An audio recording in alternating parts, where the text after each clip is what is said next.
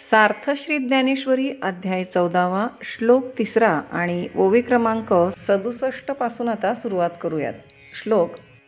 मम योनिर्महद्ब्रह्म तस्मिन् गर्भं दधाम्यहं संभवः सर्वभूतानां ततो भवति भारत. अर्थात माझी त्रिगुणात्मिका प्रकृती हे सर्व भूतांचे कारण आहे. ती सर्व कार्यांहून मोठी असल्यामुळे महती मोठी व आपल्या विकारांचे भरणपोषण करीत असल्यामुळे ब्रह्म आहे. त्या महत् ब्रह्मात म्हणजे भूतांच्या कारणात मी सर्व भूतांच्या जन्माचे कारण बीज स्थापितो. हे अर्जुना, त्यापासून सर्व भूतांची उत्पत्ती होते. एरहवी तरी महद्ब्रह्म या लागी हे ऐसे नाम जे महदादी विश्राम शालिका आहे. ही माया महतत्वादिकांचे मूळ विश्रामस्थान म्हणजे लयस्थान आहे. अर्थात सर्व जगापेक्षा मोठी आहे, म्हणून हिला महद्ब्रह्म असे नाव दिले आहे. विकाराम बहुवस थोरी अर्जुना हेची करी म्हणोनी अवधारी महद्ब्रह्म. तसेच अर्जुना, हिच्या योगाने विकार व गुण हे वृद्धी पावतात, म्हणून तिला महद्ब्रह्म असे म्हटले आहे. अव्यक्तवादमती अव्यक्त ऐसी वदंती सांख्याची या प्रतीती प्रकृती हेची. अव्यक्त मतवाद्यांच्या मते हिला अव्यक्त असे नाव आहे व सांख्यमतवादी हिलाच प्रकृती असे म्हणतात.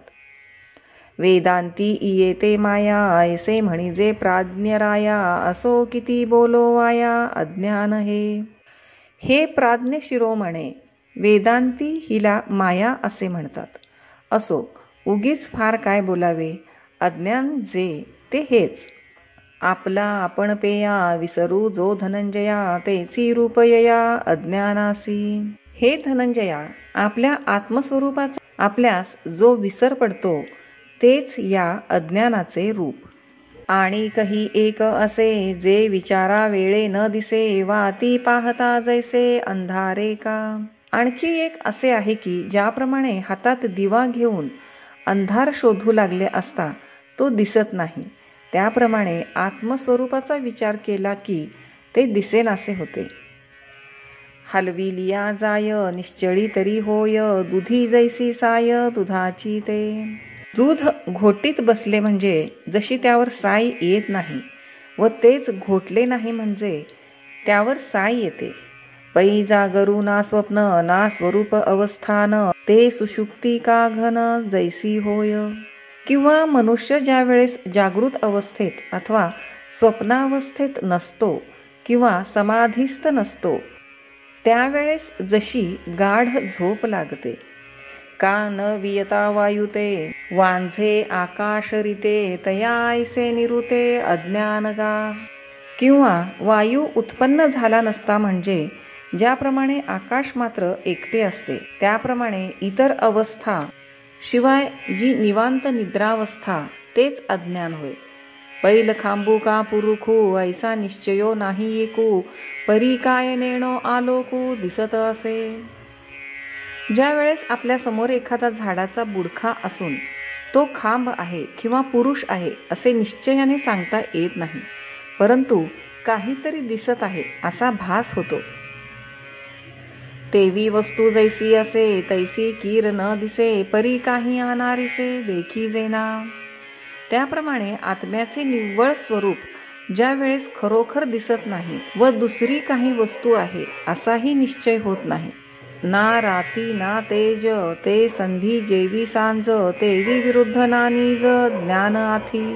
रात्र नाही व दिवस नाही या दोहोच्या संधीला जसा सायंकाळ म्हणतात त्याचप्रमाणे आत्मा व जगत यांच्या ज्ञानाच्या अभावाच्या स्थितीला अज्ञान असे म्हणतात.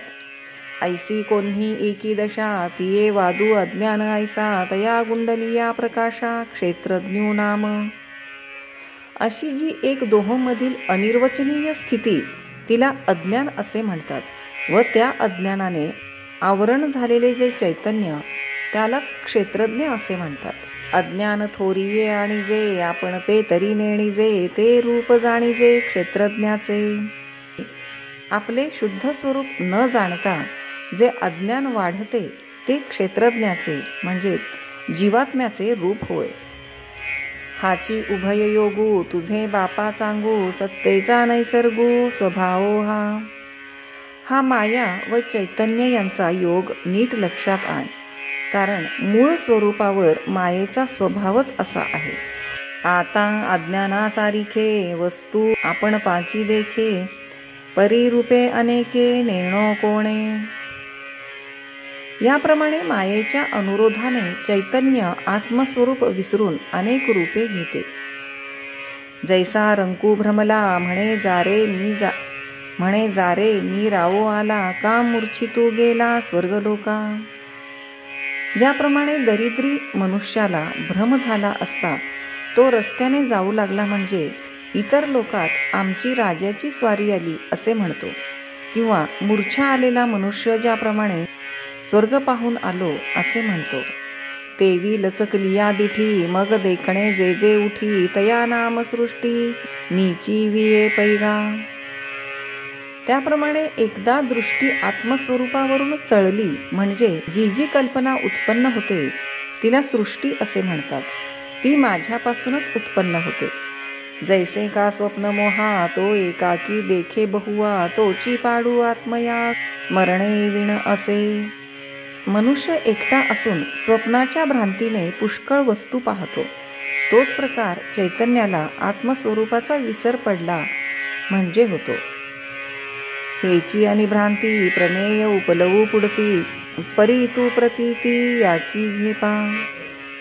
हीच भ्रांती पुन्हा शुद्ध स्वरूपावर आलेली अन्य प्रकाराने तुला पुढे सांगू, परंतु मूळ स्वरूपावर हे मायेचे रूप आहे ही गोष्ट तू विसरू नको. तरी माझी हे गृहिणी अनादी तरुणी, अनिर्वाच्य गुणी अविद्या आहे. तर माया ही माझी स्त्री असून आद्यंतरहित तरुण अलौकिक व गुणवान आहे. ये नाही हेची रूप, ठाणे हे अति उमप, हे निद्रिता समीप चेता दुरी. हिचे स्वरूप पाहू गेले असता काही नाही हेच तिचे रूप. हिची आकृती फार व्यापक आहे. ही अज्ञानाच्या सन्निध असते व ज्ञानापासून दूर राहते.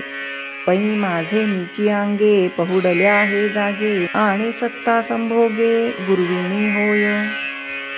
परंतु ही माया माझ्या आत्मस्वरूपावर निजल्यामुळे आत्मसत्तेच्या संभोगाने गर्भधारण करते.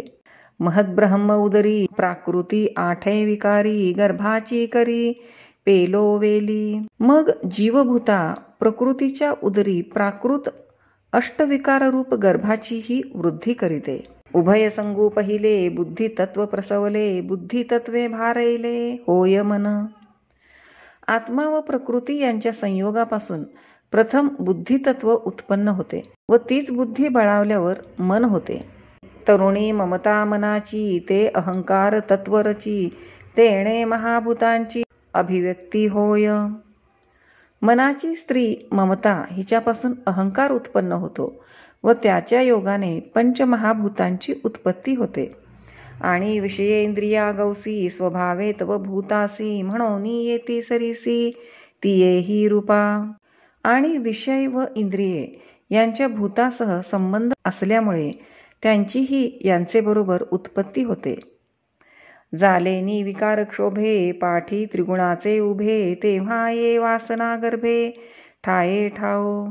विषय व इंद्रिये यांचा क्षोभ झाल्यावर पाठोपाठ सत्व रज तम हे 3 गुण असावयाचेच. त्या योगाने वासना होईल. त्याप्रमाणे जीव हा जागोजागी जन्म घेतो.